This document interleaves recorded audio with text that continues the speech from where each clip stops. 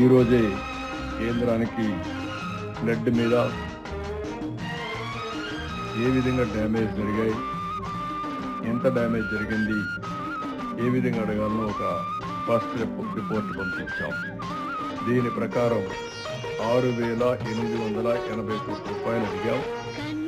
దీన్ని ప్రాసెస్ చేసి వాళ్ళు ఎంత తొందరగా వీలైతే తొందరగా చేస్తారని ఆశిస్తున్నాం.